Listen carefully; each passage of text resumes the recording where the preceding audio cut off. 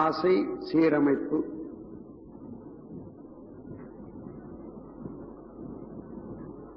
ஆசையை பற்றி விவரிக்காத நூல்களே இல்லை என்று கூறலாம்.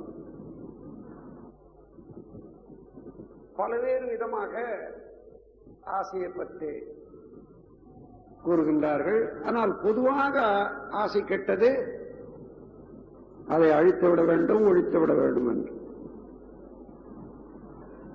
ஆனால் இயற்கைக்கு முரணான எண்ணம் ஆசையை அழித்து விடுவது, ஒழித்து விடுவது. ஆசை என்பதே உடலும் உயிரும் இயங்கும் போது உடலிலே ஏற்படக்கூடிய உணர்ச்சிகளுக்கு அதே ஆசை. எந்த பொருளை கொண்டு, எந்த செயலை கொண்டு அந்த உணர்ச்சிகளை சமப்படுத்திக் கொள்ளலாம் என்று பொருட்களை தாவி நிற்பதே ஆசைதானே.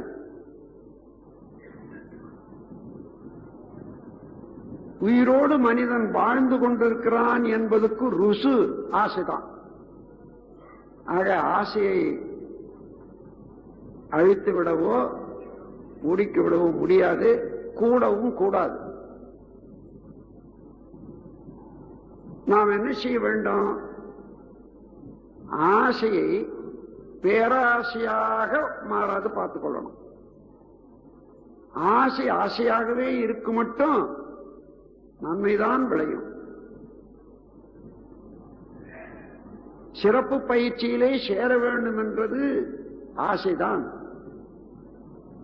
அதனால் அறிவுக்கு விருந்து, வாழ்வுக்கு ஒரு நல்ல தெளிவு பெற வேண்டும் என்றது அந்த ஆசையோட வந்திருக்கிறோம். ஆனால் இது தேவையில்லை, ஆசையை அழித்து விட்டால் நல்லது என்றால் எப்படி? ஆகவே ஆசை என்பது நல்லதுதான், இயல்பானது. அதை அளவுக்கு மீறிய ஆசையாக, பேராசையாக, அதை அவா என்று சொல்வார்கள். பேராசையாக மாறாது பார்த்துக் கொள்ளணும், அது போதும். இதற்கு உறவு துறவு என்று இரண்டு வகையில இதுவரையில வந்த பெரியார்கள் பேசியிருக்கின்றார்கள். உறவு என்பது பற்று என்றும், அந்த பற்றை விட்டு வாழ்வது துறவு என்று சொல்வார்கள். உறவில்லாத வாழ முடியுமா? முடியாது. ஏனென்றால் உடலும் உயிரும் இருக்கிற வரையில இந்த உடலுக்கு ஏற்படக்கூடிய பசி, வெப்பதட்ட ஏற்றத்தாழ்வு, உடல் கழிவு பொருட்கள் உந்துவேகம் என்ற மூன்று சமப்படுத்திக் கொள்வதற்கு உணவு வேண்டாம், இருக்க இடம், உடுக்க உட, இன்னும் மற்ற வசதிகள் எல்லாம் வேண்டும். அப்பொழுது அந்த பொருளை பெறுகிறோம், வைத்திருக்கிறோம், அனுபவிக்கிறோம், பிறருக்கு கொடுக்கிறோம். இது பொருளோட உறவு தானே. அந்த பொருள் பற்று இல்லாமல் வாழ முடியுமா? முடியாது. ஆனால் இங்கே அறிவிலே மிகுந்தவர்களுக்கு, விழிப்பு நிலை பெற்றவர்களுக்கு இங்குதான் ஒரு ரகசியம், மறைபொருள் விளங்கிக் கொள்ள வேண்டியதாக இருக்கிறது. உறவிலே உள்ள உண்மை நிலை தெளிவு துறவு எனப்படும். அதை விட்டுடுறது துறவு என்று சொன்னார்கள்.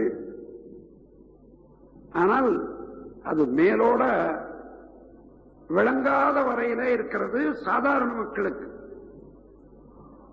ஆனால் உண்மை என்ன என்றால், உறவிலே கண்ட உண்மை நிலை தெளிவு துறவு எனப்படும். நான் இருக்கிறேன், எனது தம்பி இருக்கிறான், அல்லது என்னுடைய மனைவி இருக்கிறாங்க நான் வச்சுக்கோட்டும். தம்பி மனைவி என்ற இடத்துல நாம் கூடி வாழக்கூடிய ஒரு பழக்கத்தினாலேயும் அவ்வப்போது ஒருவருக்கு ஒருவர் செய்ய வேண்டிய கடமைகளை உணர்ந்தும் நாம் உறவு கொண்டிருக்கிறோம். ஆனால் அதே நேரத்தில் நாம் எங்கிருந்து வந்தோம்? இன்று 60 ஆண்டுகளுக்கு முன்னதாக 80 ஆண்டுகளுக்கு முன்னதாக இல்லவே இல்லை. அதன் பிறகு வந்தோம். அதே போல ஒரு சில காலம் பொறுத்து நாம் இல்லாமலே போய்விடுவோம். அதே போல ஒவ்வொருவரும் தோன்றுகின்றார்கள், வாழ்ந்து கொண்டே இருக்கின்றார்கள். ஒரு காலம் வர்ற போது முடிந்து விடுகிறார்கள். இது உண்மை, இது கற்பனை அல்ல. இந்த உண்மையான வாழ்வில உடல் இருக்கிற வரையில பொருள் வேண்டும், அதுவும் உண்மைதான், அது கற்பனை அல்ல. அதே போல மனித உறவு வேண்டும், பொருள் உறவு வேண்டும். இதை உணர்ந்து பொருள் ஈட்டி காத்து மனித உறவோடு இனிமை காத்து வாழ வேண்டியது அவசியம்தான். இங்கே என்ன வேண்டும்? அளவு முறை வேண்டும். இந்த பொருளுடைய தன்மை என்ன, எவ்வளவு எனக்கு வேண்டும் என்று தெரிந்து கொண்டோமையானால் எந்த அளவில் அந்த பொருள் வேண்டுமோ அந்த பொருள் அந்த அளவில் வைத்துக் கொண்டு அவசியமற்ற முறையில் அதை காத்துக் கொண்டிருக்க வேண்டியது அவசியம் இல்லை. அதே போல என் தம்பி எனக்கு பின்னால பிறந்தான், நானும் பிறந்தேன், வாழ்ந்து கொண்டு வரோம். என்றைக்கும் ஒரு நாள் அவன் ஒரு நாளைக்கு போயிடுவான், நான் ஒரு நாளைக்கு போயிடுவேன். அதே போல மனைவியானாலும் கணவனானாலும் அவரவர்கள் வந்த வேலை முடிச்சதுன்னா இந்த சத்திரம் உலகம் என்ற சத்திரத்துக்கு உள்நுழைவும் கட்டணம் இல்லை, வெளியே போகவும் கட்டணம் இல்லை. அந்த மாதிரி இந்த சத்திரத்தில் வந்து இறங்கணும். ஏதோ ஒரு வேலையா வந்தோம், அந்த வேலை முடிஞ்சு போச்சு, சத்திரத்தை காலி பண்ணிட்டு போறோம். இதற்கு மத்தியிலும் ஒருவருக்கொருவர் அவர்களுடைய வினைப்பயன் காரணமாக அனுபவிக்க வேண்டியதுக்கு ஒருவரோடு ஒருவர் கூடிக்கொள்றோம். அந்த கூட்டு நண்பனாக இருக்கலாம், மனைவியாக இருக்கலாம், அண்ணனாக இருக்கலாம், தம்பியாக இருக்கலாம், அப்பாவாக இருக்கலாம். எனினும் ஒவ்வொருவருடைய வினையும் அவரவர்களையத்தான் தொடரும். இன்பமோ துன்பமோ அவரவர்களே தான் அனுபவிக்க வேண்டும்.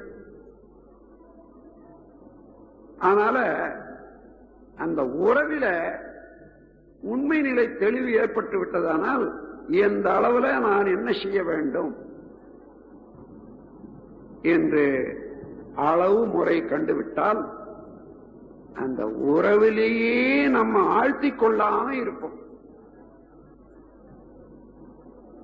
ஆற்றிலே குளிப்பது வேறு, மூழ்கி விடுவது வேறு.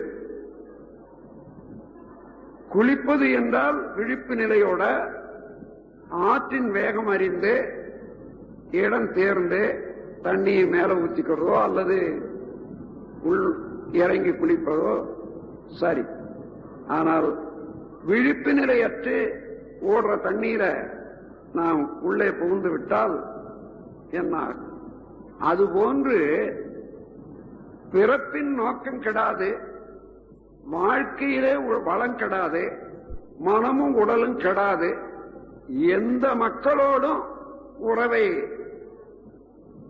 அளவுபடுத்திக் கொள்ளும் போது அதுதான் துறவு. துறவு என்றால் எல்லாவற்றையும் விட்டு விட்டு ஓடிவிட வேண்டிய இடத்தை விட்டு என்று சொல்லுகிறார்களே, அது ஏமாற்றம் தானே தவிர அது துறவு ஆகாது. துறந்து போனா அப்படியே வீட்டை விட்டு வெளியேறி போனா என்ன? இங்கே முன்ன பின்ன வாங்கின கடனை பாதிக்காத இருக்கிறதுக்காக ஒரு எஸ்கேபிசம், வழிக்கு ஓடுதல், அவ்வளவுதான். அது மாத்திரமா? இங்க அதிகாரமா சாப்பிட்டு கொண்டு இருந்தது இன்னும் சிலருக்கு நன்மை செய்யக்கூடிய அளவில் இருந்திருந்தானே அந்த வாய்ப்பெல்லாம் இழந்து வேற ஒரு இடத்துல அடிமையாகிறதோ அல்லது பிச்சை எடுத்து சாப்பிடுறதோ, அவ்வளவுதான். இதுவா துறவு? அப்படி அதையெல்லாம் துறவு என்று எண்ணிக்கொண்டிருந்த காலம். நண்பர்களே, உறவிலே உள்ள உண்மை நிலை தெளிவு துறவு எனப்படும் என்று ஒரு சூத்திரம் கொடுத்திருக்கேன். இங்கே ஆராய்ச்சிக்கு எடுத்து ஆழமான ஆராய்ச்சி. அடுப்புல சாதம், அரிசி, தண்ணி வச்சு வேக வைக்கணும்னு வைக்கிறாங்க. அதே போல காய்கறிகளை வச்சு வேக வைக்கணும்னு வைக்கிறாங்க. நெருப்பில்லாத முடியாது. அதுபோல நெருப்பின் உறவு இல்லாத அது வேகாது. எது வரையில இருக்கணும்? அந்த நெருப்புல வெந்து பக்குவமாகிற வரைக்கும் இருக்கணும். வெந்து பக்குவம் ஆன பிறகு என்ன செய்யணும்? அந்த நெருப்பை விட்டு விலக்கி விடுறோம், எடுத்து விடுறோம். அதே போன்று உணவு உண்டு கொண்டே இருக்கிறோம். ஒரு அளவு வருகிறது, இதற்கு மேல சாப்பிட்டா உடல் கெட்டுவிடும் என்று தெரிகிறது. அங்கே நிறுத்தி விடும். உறவு இருக்கிறது, அந்த உறவு விட்டு விடல, அந்த உறவுல அளவு கொள்றோம். அதுதான் துறவு. பற்றி கொண்டு இல்ல, ஓ இவ்வளவு சுவையா இருக்கிறது இந்த உணவை, இதை எப்படி நிறுத்தி விடுறது என்று சொன்னால் அதுதான் பற்று. தேவையுள்ள வரையிலே உண்டு கழித்த பற்று அல்ல, கடமை. இந்த உடலுக்கு செய்ய வேண்டிய கடமை அது. கடமையெல்லாம் அது பற்றாகாது.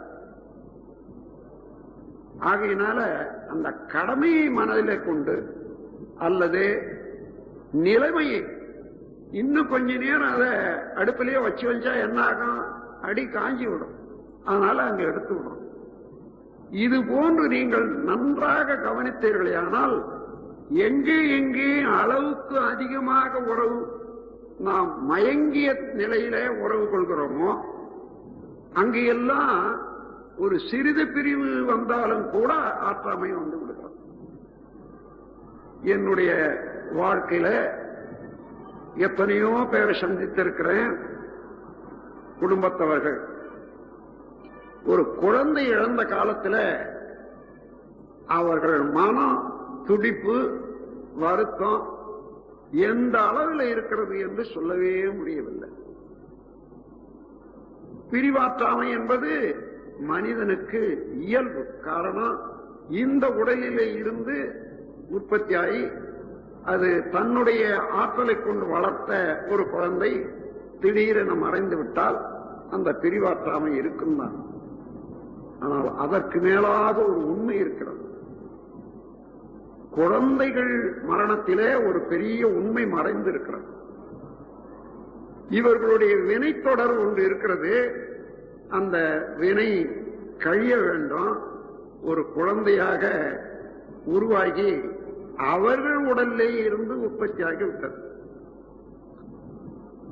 சில வினைகள் நோயாக உடலிலே உற்பத்தியாகும். அது துன்பத்தை தரும். அதன் பிறகு நோய் தீரும் அல்லது ஆளே தீர்ந்து விடுவாங்க. சில வினைகள் இவ்வாறு வினையின் தொடராக ஒரு குழந்தையாக வரும், வளரும். இன்னும் வாழும்போது பிற்காலத்துக்கு நன்மையை செய்து தன்னுடைய முதுமை காலத்தில் உள்ள ஒரு குறைபாடு இல்லாம பார்த்து கொள்ளவும் செய்யும். ஆனால் சிலது மத்தியிலேயே போய்விடுகிறது என்று சொன்னால் 12 ஆண்டுகள் வரையில அந்த ஒரு குழந்தைக்கு தனி வினை பயன் என்பது இருப்பதற்கு இல்லை. அதுவரையில முன்தொடர்பாக வந்த சஞ்சித கர்மத்தின் படித்தான் அதனுடைய இயக்கங்கள் இருக்குமே தவிர பிராரப்த கர்மம் என்பது அதற்கு இல்லை. அந்த பதிவு கிடையாது. அதைத் தொடர்ந்துதான் ஓடிக்கொண்டிருக்கும். அந்த வினை முடிந்த உடனே அந்த குழந்தைக்கு ஆயுள் முடிந்து விடுகிறது. முடிந்து விட்ட பிறகு என்ன உண்மை என்று நினைக்கின்றீர்கள்? அந்த உயிர் பெற்றோர்களிடமே வந்து அடங்கி விடுகிறது. அன்றே மோட்சம்தான். மற்ற வளர்ந்த மக்களுக்கு ஒருவர் இறந்து விட்டால் அதை சடங்கு செய்யணும், அல்ல இன்னொரு ஏற்றுக்கொள்ளணும், இல்லைன்னா இன்னொரு ஆண்டு தொத்திக் கொள்ளும் என்றதெல்லாம் இருக்கிறது. அது குழந்தைகளுக்கு இல்லை, அது தெய்வீகமாகவே இருக்கிறது. அதோடு புனிதப்பட்டு விட்டது, வினை முடிந்து விட்டது, பெற்றோரிடமே தான் சேர்ந்து. இந்த உண்மையை உணர்ற போது என்னுடைய வினையின் விடிவு காலம் முடிந்து விட்டது என்ற தெளிவு இதுவரையில் நமக்கு பெரியவர்கள் எடுத்து சொல்லி விளக்கி இருந்தார்களே, ஆனால் அந்த வருத்தம் வராது. ஒரு குழந்தையினுடைய மரணம் ஒரு தெய்வீக ஒரு விளைவு. தானா நம்முடைய விருப்பத்தினாலே ஏற்பட்டதல்ல, இயற்கையாகவே ஏற்படுகிறது.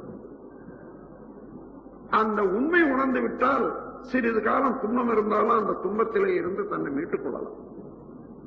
அது மீட்க முடியாமல் தவித்துக் கொண்டிருக்கக்கூடிய அன்பர்களை நான் பார்க்கிறேன்.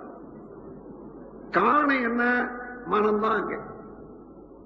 உண்மை நிலை தெளிவு இல்லாதனால அந்த உறவிலேயே தன்னை ஆழ்த்திக் கொண்டு அந்த குழந்தை போன பிறகு இறந்துபட்ட அன்னையும் உண்டு, இறந்து விட்ட தந்தையும் உண்டு. அந்த அளவிலே முடிந்து விடுகிறார். இவ்வாறு பற்று என்று கொள்ளும் போது அளவுக்கு மீறி உண்மை உணராமல் பற்று வைத்தால் ஒவ்வொருவரும் அவருடைய வினையின் காரணமாக பிறக்கின்றார்கள். அந்த வினை தொடர் வழியே தான் வாழ்கின்றார்கள். மேலும் வினையை முடித்துக் கொள்வதற்காக அவர்கள் எடுக்கக்கூடிய முயற்சிக்கு ஏற்ப அந்த வாழ்வு அமைகிறது, திருந்துகிறது. மேலும் இந்த பிறவி கடல்ல இருந்து அவர்கள் எந்த அளவு நீந்துகிறார்களோ அந்த அளவுதான். வினைப்பயனே ஒரு தேகம் கண்டாய் என்று சொல்வார்கள். எனவே அந்த முறையில இந்த கர்மயோகம் என்ற முறையை எடுத்துக்கொண்டு நாம் ஆராய்ந்து பார்த்தால் வினையின் வலு தெரியும். எந்த செயல் செய்தாலும் அந்த செயல் 4 இடங்களிலே பதிந்து கொண்டு மீண்டும் மீண்டும் அதற்குரிய தொடர் விளைவுகள் வந்து கொண்டே இருக்கும் என்று எண்ணிய போது நாம் செய்த செயல்கள் எல்லாம் தெரிந்தோ தெரியாததோ அது விட்டுவிடுமா?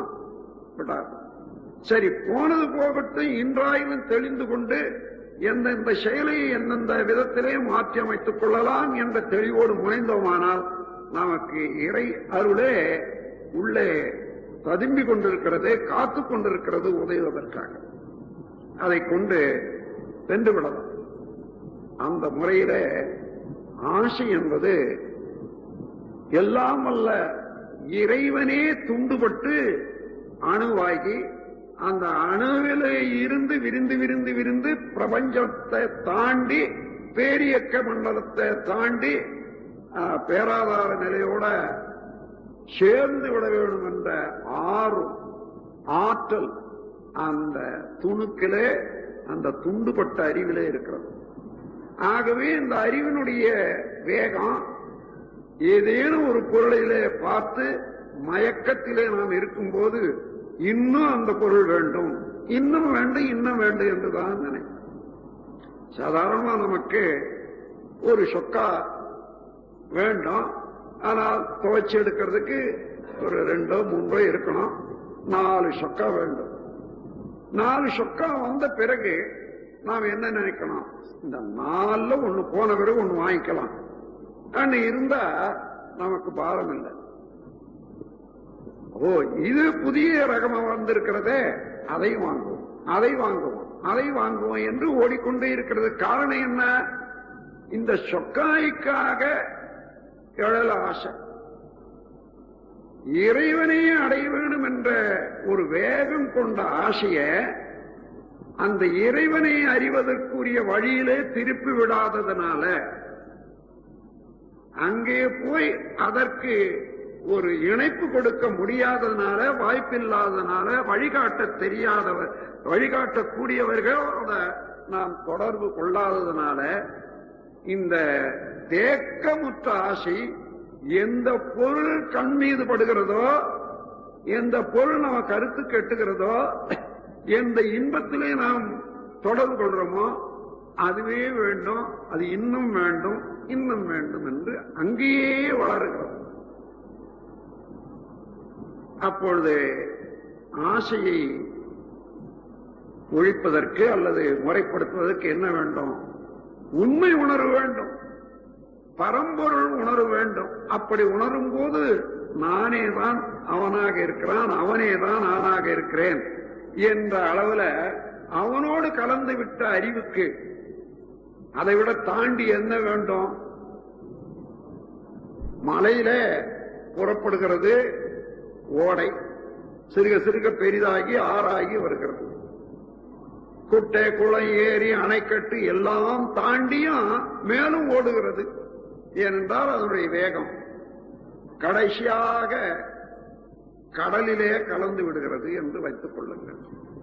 இங்கெல்லாம் இருந்த வேகம் தடுக்க முடியாத வேகம், தடுத்தாலும் நின்று நின்று மீண்டும் பெருக்கெடுத்து ஓடிக்கொண்டே வந்த வேகம் கடலிலே கலந்த பிறகு எங்கே போயிட்டு அங்கே அதை அடைய வேண்டும் என்பதுதான் கடலிலே தான் பிறந்தது. கடலிலே இருந்து ஆவியாகி மேகமாகி மழை பெய்தது மீண்டும் கடலை நோக்கித்தான் வர வேண்டும், எங்கே இருந்தாலும் தண்ணி. அதே போன்று எந்த ஜீவனாக இருந்தாலும் அது இறைநிலையை நோக்கியேதான் போய்கொண்டிருக்கிறது. அதனால புலன்கள் அளவில் விடும்போது அந்த நோக்கத்தை இன்னும் வேண்டும், இன்னும் வேண்டும் என்று வருது. அந்த இன்னும் வேண்டும் என்பது மனிதனிடத்திலே வந்த அறிவு, ஆறாவது அறிவுக்குத்தான் இறைநிலை அடைய வேண்டும் என்ற வேகம் அதிகரிக்கிறது. ஆகையினால மனிதனிடத்தான் ஆசை பேராசையாக மாறும். மனிதன் தான் தடுக்கணும், உணர்ந்து தடுக்கணும். ஆகவே ஆசையை ஒழித்து விட முடியாது, ஒழிக்கவும் கூடாது, ஒழிக்க முடியாது. அந்த எண்ணத்தையே ஒழிச்சு விடணும். என்ன வேண்டும்? அப்போ முறைப்படுத்திக் கொள்ள வேண்டும், அளவு கட்டிக் கொள்ள வேண்டும். நமக்கு என்ன வேண்டும்? பொருள் மேலே ஆசை போகட்டும், ஆனால் சரி இது எவ்வளவு வேண்டும் என்று யோசித்து பார்ப்போம். அவ்வளவு 10 பழம் சாப்பிடுவோம் இன்னைக்கு நாளைக்கு, அந்த 10 பழத்துக்கு மேல 25 பழம் இருக்கிறது என்று சொன்னா அதுக்கு மேல அது இருந்தா கெட்டுதான் போகும். அதுக்கு மேல உண்ணக்கூடியவர்களுக்கு கொடுப்பதுதானே வேண்டும். அப்போ ஆசை நிறைமனமாக மாறிய உடனே மிச்ச பொருள் சேர வேண்டிய இடத்துல சேருவதற்கு ஈகையாக மாறிவிடுகிறது. தனக்கு அளவு போது என்று எண்ணிய உடனே அது நிறைந்து போகிறது. மனம் இன்னும் வேண்டும் என்பது போச்சு. அதுக்கு அடுத்தபடியாக மீதம் உள்ளது மற்றவர்களுக்கு சேரட்டும் என்ற போது ஈகையாக மாறுகிறது. இந்த இடத்துல ஒரு வகையில நட்டமும் குறைந்து விட்டது, இன்னொரு வகையில லாபமும் வருகிறது. அந்த முறையில நம்முடைய ஆசையை ஒழுங்குபடுத்த வேண்டியதுதான் அவசியம். அது எப்படி ஆசையை அடக்க முடியும், ஒழுங்குபடுத்த முடியும் என்று மலைக்கவே வேண்டாம். நம்முடைய மனம் இருக்கிறதே புலன் வழியிலேயும் இயங்கும், பொருளை நோக்கி விண்வழியிலேயே இயங்கும், பிரபஞ்சம் முழுவதிலும் கலந்து நின்று மெய் வழியிலேயே இயங்கும். எல்லாம் வல்ல முழுமுதற் பொருளே எல்லாமாக இருக்கிறான், எல்லா இடத்திலையும் அவனே அறிவாக இருக்கிறான். அந்த இடத்துல நானும் இப்படி இருக்கிறேன், எனக்கு வேண்டியது எல்லாம் கிடைத்துக் கொண்டிருக்கிறது. நானும் என்னுடைய ஆற்றலை எந்தெந்த வகையில மற்ற உயிர்களுக்கு செய்யணுமோ செய்து கொண்டிருப்பேன், செய்து கொண்டிருக்கிறேன் என்ற போதுதான் நிறை மனம் உண்டாகும். நம்ம வாழ்க்கையில பார்ப்போம், ஏதேனும் குறைவு உண்டா என்று பார்த்தால் இல்லவே இல்லை. எப்போ குறைவுன்னு நினைக்கிறோம்? நல்ல வயது வந்த பிறகு பொருள்ல மேல இன்னும் வேண்டும் என்ற எண்ணம் வர்ற போது அங்கதான் குறைபாடு உண்டாங்க. சிறு குழந்தையில பசி எடுத்தது அழுதோம், பால் கொடுத்தாங்க தூங்கணும், அப்படிதான் இருக்கும். அப்படி இருந்துதான் வர வர வர வர வர இன்னும் வேண்டும் இன்னும் வேண்டும் என்றது வந்தது. அந்த இடத்திலேயே இந்த கல்வி, ஆசையை பற்றி எண்ணத்தை பற்றிய கல்வி நமக்கு கிடைத்திருக்குமே, ஆனால் இந்த உலகமே அமைதி நிலைக்கு வந்திருக்க முடியும். இன்னும் வேண்டும் என்ற எண்ணம், அளவுக்கு மீறி ஆசை, அது தடுக்கும் போது சினம். அதே பொருளை பற்றி பற்றி நின்று கொண்டு பிறரை எடுக்கக்கூடாது, பிறர் பொருள் எனக்கு வேணும் என்ற போது கடும்பற்று. அதுவே பால் உறவில மிதமிஞ்சி ஓடும்போது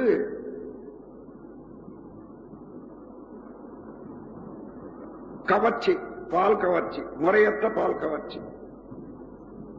பொறாமை முதலியவைகளால ஏற்றத்தாழ்வு காணும் போது உயர்வாழ் மனப்பான்மை. அதையே சினத்தை இருப்பு கட்டிய போது வஞ்சம். அப்போ இந்த 6 குணங்களும் கூட ஆசை அமைக்காததுனால, ஆசையை அளவு கட்டாததுனால, அது மீறி திசை மாறி எழுந்த மற்ற 5ம் மொத்தம் சேர்த்து 6 குணங்கள் என்று சொல்றோம். அதனால ஆசையை சீரமைத்துக் கொண்டோம், நிறை மனம் வந்து விட்டது என்று வைத்துக் கொள்ளுங்கள். நிறை மனம் வந்தால் அவர் ஏதோ சொல்றாரு, சினை எழாது. அவர் எதுக்கு சொல்றாரு, என்ன சொல்றாரு? தப்பு தப்பு என்று சொல்ற போது அவருக்கு அறிவு குறைவு என்று நமக்கு தெரிஞ்சு போச்சு. அவருடைய அறிவு குறைவுக்கு நான் கோவப்பட்டு என்ன பிரயோஜனம்? அது அவ்வளவுதான். அதற்கு அந்த அறிவு குறைவை சரிப்படுத்துறதுக்கு என்னால என்ன முடியுமா? முடிஞ்சா செய்வோம், இல்லைன்னா இல்லை என்ற போது சினமும் இல்லை. அதே போல கடும்பற்று இல்லை, உயர்ந்தாள் மனப்பான்மை, மஞ்சம் எதுவுமே இல்லை. ஆசை மாத்திரம் நிறைமனமாக மாற்றிவிட்டோமான. அப்படி நிறைமனமாக மாற்றுவதற்கு இந்த ஆசை எப்படி எழுதுன்னு பாருங்க. அது விட்டு விட்டதுனால எந்த நேரம் ஒரு குடும்பத்துல நாம் 5 பேர் 10 பேர் இருக்கக்கூடிய குடும்பத்துல ஒவ்வொருவருடைய செயல் அல்லது பொருள் ஆற்றல் நமக்கே வரணும்னு விரும்புறோம். ஆனா நமக்கு தெரியல. இப்ப நான் எடுத்து காட்டுறேன். என் பையன் இரவு பகலா படிச்சு 90 மார்க் வாங்கணும் என்ன அவனுடைய ஆற்றல் இவன் எண்ணம்படி நடக்கணும் என்ற. அதே போல என்னுடைய கணவர் நான் சொல்றபடி என்றபடி தான் செய்யணும், அதுக்கு மேல அவர் செய்ய முடியாது. அதே போல என்னுடைய மனைவி நான் சொல்றபடி என்றபடி தான் செய்யணும் என்று சொன்னா என்ன, அவர்களுடைய ஒரு ஆற்றலை தானே கைப்பற்றி நிக்கணும் என்ற ஆசை அங்க இருக்கிறது.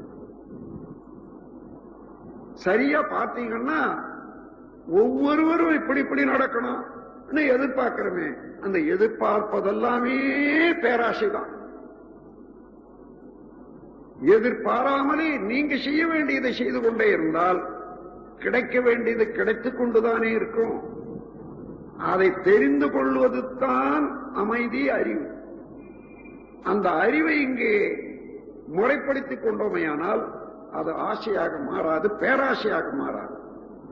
ஆசை இருக்க வேண்டியதுதான். இச்சை என்பது இயற்கை.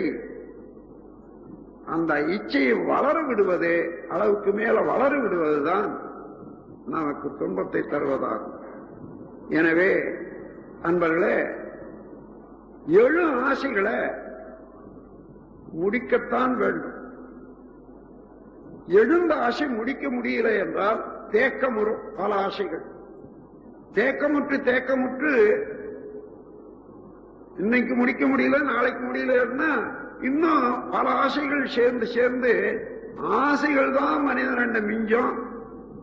நிறைமனம் ஏற்படவே படாது. திருப்தி என்பது என்னைக்கும் வராது. காரணம் என்ன? மனதுக்கு வேகம் அதிகம். எந்த ஆசைப்பட்டாலும் உடலை கொண்டுதானே அது நடத்த வேண்டும்.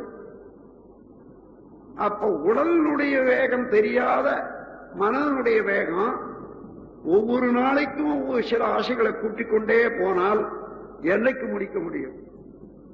அதனால என்ன செய்யணும்? ஆசை எழும்போதெல்லாம் இந்த உடலை கொண்டு இதை முடிக்க முடியுமா என்று முதல்ல கணிக்கணும். அப்படி கணித்தோம்னா இந்த உடலை கொண்டு முடித்து விடலாம் என்றால் அது முதல்ல ஒப்புக்கொள்றோம். சரி, அப்படி முடிந்தால் இந்த உடலை கொண்டு இந்த ஆசையை நிறைவேற்றிக் கொள்றோம். விளைவு என்ன ஆகும்? ஒவ்வொரு நிறைவேற்றுதெல்லாம் இன்பமா துன்பமா விளையும் அல்லவா? அது எனக்கு தேவைதானா? அதை நான் தாங்கிக் கொள்ள முடியுமா? சரி, நல்லது, செய்ய வேண்டிய. அப்போ என்ன என்ன ஆசைகளை இந்த மாதிரி எண்ணினோம், முதல்ல அது நல்லதுதானா? இந்த உடலால முடிக்க முடியுமா? முடித்த பிறகு பின்விளைவு என்ன ஆகும்? சமுதாயம் ஒப்புக்கொள்ளுமா? ஏன்னா ஒவ்வொரு மனிதனும் சமுதாயத்துக்கு சொத்து. நாம் ஏதோ ஒவ்வொருத்தரும் தனியா இருக்கிறோம்னு நினைக்கிறோமே, அது பெரிய கற்பனை, அறியாமை என்று கூட சொல்லலாம். உடலால, உயிரால, அறிவால இந்த சமுதாயத்தில் உள்ள மக்களோட பின்னிக் கொண்டு இருக்கிறோம். ஒரு செல்வந்த மாடி மேல சாப்பிட்டுட்டு நல்லா உறங்கி கொண்டு இருக்கலாம், உறக்கம் இல்லாத பேரண்டு கொண்டு இருக்கலாம். அதே மாடியின் கீழே பிளாட்பாரத்தில் பசியோடு ஒருத்தன், ஒரு ஏழை வருந்தி கொண்டு இருக்கலாம். இவனுக்கு அவனுக்கு என்ன தொடர்பு என்று மேலோட தெரியும். இவனுடைய பசியினுடைய வேகத்துல யோ பாரு, அவரெல்லாம் நல்லா சாப்பிட்டுட்டு தூங்குறாங்க, நான் பசியோடு இருக்கிறேனே என்று எண்ணுவான். பசியோடு இருக்கக்கூடியவனுடைய எண்ணம் எல்லாம், வருத்தம் எல்லாம் எங்க நாடி வரும் என்று கேட்டா உண்டு கழித்து இருக்கக்கூடியவர்கள்தான் நாடும். இந்த எண்ண அலையினுடைய ஆற்றல் எவ்வளவு! எண்ணமே இறைவனுடைய பிரதிபலிப்புத்தான் என்று தெரிந்து கொள்ற போது, படக்க நிலவான் என்று தெரிந்து கொள்ளும் போது பேராற்றல் உடையது எண்ண அலை. அந்த எண்ண அலைதான் சாப்பிட்டு படுத்தான் தூங்க முடியாத பெறலாம். அப்போ இவன் அமைதியாக இருந்தானே, ஆனால் அவனுக்கு அமைதி, பூரண அமைதி கிடைக்கும். அது மாத்திரமல்ல, எங்கு ஏழ்மை இருக்கிறதோ, எங்க அறியாமை இருக்கிறதோ அந்த இடத்துலதான் நோய் உற்பத்தி அதிகமாகும். அப்படி ஒரு மனிதன் ஒரு நோயை உற்பத்தி பண்ணான்னா அது காற்றிலே, எண்ணத்திலே, கிருமி வாயிலாக எல்லாருக்கும் தான் பரவும், எல்லாருக்கும் சமமாக சப்ளை ஆகும். நல்லவன் கெட்டவன் பார்க்காது. அந்த முறையில ஒரு இந்த ஏழ்மையும் அறியாமையும் ஒரு சமுதாயத்தில் இருக்குமே, ஆனால் அது எல்லாருக்கும் சொந்தமாகி விடுகிறது. பொருள் அளவுல நான் வச்சிருக்கேன், நீ வச்சிருக்கேன், அவன் பொருள் ஏழை பணக்காரன் ஆகலாம். ஆனால் அதனுடைய விளைவு எல்லாரையும் நிறைவு வருகிறது. அப்ப பாருங்க, உடலால இவன் உடல்ல ஒரு நோய் வந்தாலும் சரி எல்லாரையும் பாதிக்கும். அவன் மனத்தால இருக்கக்கூடிய எண்ண அலைகளும் பாதிக்கும். அவனுடைய செயல்ல வந்த விளைவு என்ன பண்றான்? ஒவ்வொரு நாளைக்கு போறான், திருடுறான், அடிக்கிறான், பிடிக்கிறான். அப்போ உடலாலையும் மற்றவர்களுக்கு துன்பத்தை கொடுக்கிறது. எனவே அறிவும் வறுமையும் இருக்கக்கூடாது, பொருள் வறுமையும் இருக்கக்கூடாது என்ற போது அறிவுடையவர்களும் பொருள் உடையவர்களும் ஒன்று சேர்ந்து இந்த உலகத்தை திருத்துறதுக்கு முன்வந்தே ஆகணும் என்ற ஒரு பொறுப்புணர்ச்சி உண்மையை உணர்ந்தாதான் உண்டாகும். அது வரையில ஏழ்மையிலேயும் அறிவின் குறைபாட்டில் இருக்கக்கூடியவர்களே தன்னை நிறைவு கொள்ளணும்னு எடுக்கிற போது அறிவாளியும் பாதிக்கும், பொருளாளர்களையும் பாதிக்கும். அதான் இன்னைக்கு உலகத்தில் நடந்துட்டு வர. எனவே இந்த ஆசையை ஒழுங்கு செய்வதற்கு ஒரு சுலபமான முறை உண்டு. இதுவரையில தெரிஞ்சோ தெரியாமலோ ஆசைகளை சேமிச்சு வச்சுட்டோம். அதாவது அனுபவிக்காமல் சேர்த்து வச்சிருக்கக்கூடிய ஆசைகள் எவ்வளவோ அந்த அளவுக்கு மனிதனுடைய மனம் வீழ்ச்சி அடையும், பலகீனம், செயலற்று போகும், டிப்ரெஷன் என்று சொல்லக்கூடிய சோர்வு உண்டாகும், ஏமாற்றம். அந்த முறையில மனிதன் அது மதிப்பற்று போகிறான். ஆகையினால என்ன வேணும்? மனிதன் மனிதனாக வாழணும்னு சொன்னா அவன் கொண்ட ஆசையை நிறைவேற்றி ஆகணும். அப்ப அடுத்தபடி செயலுக்கு வர்ற போது என்ன? நிறைவேற்றக்கூடிய ஆசையைத்தான் கொள்ள வேண்டும் என்பது வந்து உடலை கொண்டுதானே ஒரு ஆசையை நிறைவேற்றணும். அந்த உடல் தாங்குமா என்பது முதல் கேள்வி. அடுத்தபடி இந்த உடலை கொண்டு இது நிறைவேற்றிக் கொண்டால் என்ன விளையும்? அந்த விளைவு துன்பமா இன்பமா? இது எனக்கு தேவைதானா? மூன்றாவது, இதை நான் நிறைவேற்றிக் கொள்ளும் போது சமுதாயத்திலே உள்ள மக்கள் அதை ஒத்துக்கொள்வார்களா? சமுதாயம் ஒப்புக்கொள்ளாத முறையிலே ஒருவர் ஒரு ஆசையை நிறைவேற்றிக் கொள்வாரேயானால் அது எல்லா வகையிலும் துன்பம் தான் கொடுக்கும். ஆகையினால சமுதாய ஒப்புதலோடத்தான் ஒரு ஆசையை நிறைவேற்றிக் கொள்ள முடியும். கடைசியாக இயற்கை, அறிவு. இயற்கையிலே எந்த செயலுக்கும் ஒரு விளைவு உண்டு. அந்த விளைவு பதிவாகிறது, இன்ப துன்பம் தருகிறது, மீண்டும் மீண்டும் மீண்டும் அது பிறவிக்கே வழிவகுக்கிறது. ஆகவே இந்த ஆசை அறிவுத்துறையில எந்த அளவில் நான் நிறைவு செய்து கொண்டேன் ஆனாலும் பின்விளைவு என்ன? ஒரு தடவை நான் செய்துவிட்டேன், அடுத்தடுத்து அதே எண்ணம் வரும், அதே செயல் வரும். அது நல்லதா? இப்படி பார்க்கிற போதுதான் எந்த ஆசையும் நிறைவேற்றக்கூடியது, நிறைவேற்றிய பின்னர் பின்விளைவு தவறாக இல்லாதது என்ற முறையில நமக்கு திட்ட தெளிவாக தெரிந்துவிடும். அப்படி இன்று உள்ள ஆசைகள், தேக்கப்பட்ட ஆசைகள், நிறைவு பெறாத ஆசைகள் எத்தனை உண்டோ ஒரு பேப்பர்ல எழுதி கொள்ளுங்க வரிசையா. ஒவ்வொன்றாய் எடுத்து பாருங்க. இந்த ஆசை இது நல்லதா? இதை முடித்தால் அதனுடைய விளைவு என்ன ஆகும்? முடிப்பதற்கு இந்த உடல் இடம் கொடுக்குமா, தாங்குமா? சமுதாயம் ஒப்புக்கொள்ளுமா?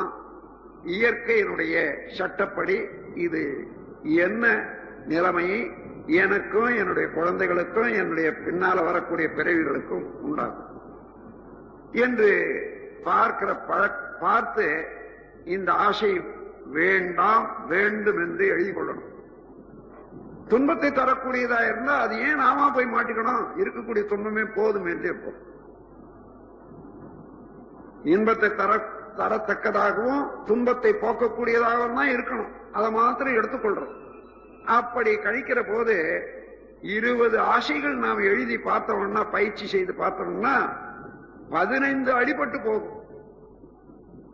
எதிரில் இன்னென்ன காரணத்தினால இந்த ஆசை இனி எனக்கு வேண்டாம், இதை என்னிடம் இருந்து இதை தள்ளிவிட வேண்டும் என்று உறுதிமொழியோட பல தடவை சொல்லி மேல எழுதி கொள்ளணும். மிச்சம் உள்ளது 5 ஆசை. இந்த உடலாலையும் முடிக்க முடியும், சமுதாயம் ஒப்புக்கொள்ளும், இயற்கைக்கும் நல்லது, விளைவும் நல்லா இருக்கும். திட்டமிடுங்கள். இதை எப்படி செய்வது? எத்தனை நாள்ல முடிக்க முடியும்? இன்னைக்கு செய்யக்கூடியது என்ன? நாளைக்கு செய்ய வேண்டியது என்ன? பிளான். அந்த பிளான போட்டு திட்டமிட்டு அதே போல செய்ய தொடங்குவோம். மத்தியில அந்த ஆசை இந்த ஆசை என்றெல்லாம் வந்தாலும் இந்த சட்டத்தின் கீழவே அது தேவைதானா என்று எண்ணும் போதே அது நமக்கு தெரிந்து. ஏற்கனவே இந்த 5 விதமான ஆசைகள் நமக்கு உண்டு, அவைகளெல்லாம் முடிக்க வேண்டாம். அதற்கு ஒத்ததாக இருக்குமேனால் வரட்டும், இல்லையானால் உள்ள விடுறதே இல்லை என்ற போது ஆசைக்கு அளவு கட்டியாகும். இங்கேதான் நிறைமனம் என்பது உண்டாகும். அந்த நிறைமனம் உண்டானால்தான் இறைநிலை என்பது மனிதனுக்கு புலப்படும். அப்படி இல்லை, நிறைமனம் உண்டாகவில்லை என்றால் அதுவரையில இறைநிலையும் தோன்றவே தோன்றாது. இதற்காக ஒரு கதை சொல்வாங்க. ஒரு அறிஞர், அறிவாளி, சிந்தனையாளன் இறைநிலை உணர வேண்டும் என்ற ஒரு பேரார்வத்தோடு பல சன்னியாசிகள், பல ஞானியர்கள் என்ன போனான். யாரு ஏதோ சொன்னாங்க, அவனுக்கு போதிய அளவுக்கு திருப்தி இல்லை. கடைசியா ஒரு ரெண்ட வந்தான், ஐயா நான் இறைவனை அறிய வேண்டும், அடைய வேண்டும். அடையப்பா அது சுலபமாச்சே, ஏன் எவ்வளவு கஷ்டம்? இல்ல இல்ல, நான் எவ்வளவு நாளா தேடிக்கிட்டு இருக்கேன், ஒண்ணும் இல்லை, அது ரொம்ப சுலபம் சொன்னான். ஆனா அதற்குரிய வழியே நீ நடந்து போகணும். சரி, எவ்வளவு தொலைவு இருக்கும் எனக்கும் இறைவனுக்கும்? எப்படி நடக்க வேணும்னு சொல்றீங்களா? சொல்றேன். அவர் ஒரு பேப்பர் துண்டு எடுத்து கொடுத்து, ஒரு பென்சிலை எடுத்து கொடுத்து, உன்னுடைய நிறைவேறாத ஆசைகள் எத்தனை என்று எழுதுன்னு சொன்னாராம். இவர் போட்டாரு ஒரு 25, ஒண்ணு. அப்பா, உனக்கு இறைவனுக்கு உள்ள தூரம் இவ்வளவுதான், இதை கடந்து விட்டால் இறைவன் உன்னோட. அப்படியா? இது ஒன்னு முடிக்கிறதுக்கு எத்தனை ஜென்மம் எடுக்கலாம்? அது கூட வேண்டியதில்லை, இப்பவே இது முடியாது, இது தேவையில்லைன்னு அறுத்து எரிந்து விடலாம் என்று சொன்னார். அதுபோல இந்த ஆசையை பற்றி தெரிந்து கொள்ள அந்த ஆசையை முறைப்படுத்திட்டோம்னா நேரடியா இறைவனும். நாம் இறைவனை தேடிக்கொண்டே போகும்போது கூட, இறைவா எனக்கு 5 டிக்கெட் வாங்கி இருக்க, லாட்டரி டிக்கெட், அதுல 1,000 அடிக்க பாரு அண்ணதான் வியாபாரம் பேசணும். இந்த மனநிலையெல்லாம் தெரிந்த பெரியார்கள் ஈசனோடாயினும் ஆசை விடுமன்கள் என்று சொல்றாங்க. ஈசனையே போய் நேரடியா கேட்டா கூட சரி, எனக்கு அது வேணும் இது வேணும்னு கேட்கிற வேலை உனக்கு வேண்டாம். ஈசனோடாயினும் ஆசை விடுமன்கள். ஈசனை பெறுவதற்கு ஆசை விடுன்னு சொல்லல, அது மாதிரி சிலர் நினைக்கிறாங்க. அது ஒண்ணுதானே வேண்டும், அதானே பிறவியினுடைய நோக்கமே. ஈசனை அடைய வேண்டும் என்றதான் பிறவியினுடைய நோக்கமே. அதை விட்டுட்டா என்ன? அதை விட வேண்டியதில்லை. அங்கே போய் கூட அங்க நின்று கொண்டு ஈசனை இணைந்து கொண்டு, அப்பா எனக்கு இது வேண்டும் அது வேணும்னு கேட்கறிய, அது வேண்டான்றாங்க. ஆகவே அந்த முறையில நல்ல ஆசையெல்லாம் பெருக்கிக் கொண்டே இருப்போம், வைத்துக் கொண்டே இருப்போம், முறைப்படுத்திக் கொள்வோம். நல்ல முறையில அதெல்லாம் செயலாக்கி அனுபவிப்போம். இதைத்தான் சித்தர்கள் சொல்லுகின்றார்கள், மகிழ்போகம் என்ற வார்த்தையினால. இன்பத்தையே இன்பமாக அனுபவிக்க வேண்டுமானால் அளவு முறை கண்டு, ஆசையினுடைய நிலை கண்டு, உறவு முறை கண்டு நீ அனுபவிச்சா எப்பொழுதுமே இந்த 5 புலன்களாலேயே எல்லாவற்றையும் திருப்தியாக அனுபவிக்க முடியும் என்று விளக்கம்னால். ஆகவே அங்கே அறிவு முன்னே நிற்கிறது, புலன்கள் அல்ல.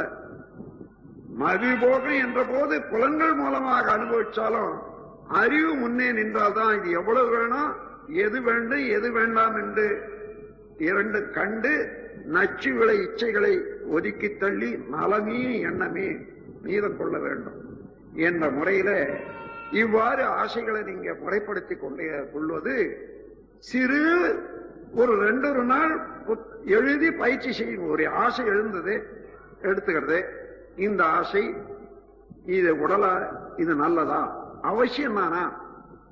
உதாரணமாக ஏற்கனவே 8 வீடு உங்களுக்கு இருக்கு, இன்னைக்கு பக்கத்து வீட்டுக்காரன் வித்துறான்னுட்டு அதையும் வாங்கலான்னு நினைக்கிறீங்க. இது அவசியம் தானே?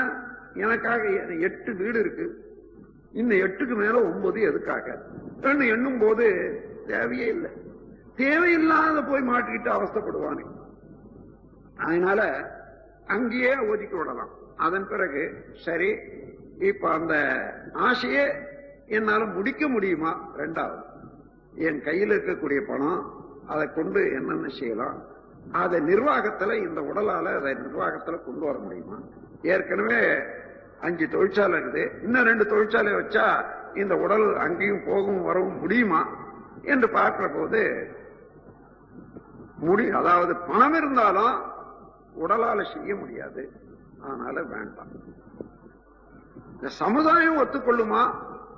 அது பார்க்கிற போது எந்த தொழில்ல, எந்த செயல்ல, அல்லது எந்த ஆசையை முடிப்பதனால நமக்கும் பிறருக்கும் நன்மையும், அதுதான் சமுதாயம் ஒத்துக்கொள்ளக்கூடியது. சமுதாயம் ஒத்துக்கொள்ளாதது என்ன? சூதாட்டம், கோரப்பந்தயம், இப்படி இன்னும் ஒன்றை ஏற்படுத்திக் கொண்டே போறோமானா அது பல குடும்பங்களை அழிக்கிறதுக்கு உள்ள ஆசை சமுதாயம் ஒப்புக்கொள்ளக்கூடிய ஆசை அல்ல, சபித்துக் கொண்டே இருக்கக்கூடிய ஒரு தொழில் தான் இது. மாதிரி தேர்ந்தெடுத்து நல்ல ஆசைகளை வைத்துக் கொள்வோம், தேவையில்லாத துன்பத்தை தரக்கூடிய ஆசைகளை அடித்து விடுவோம் உறுதிமொழியோடு. அதன் பிறகு பாருங்க மனம் எவ்வளவு லேசா இருக்கு. அந்த மாதிரி மனம் லேசா இருக்கணும், நிறைவு பெறணும், அமைதி பெறணும்.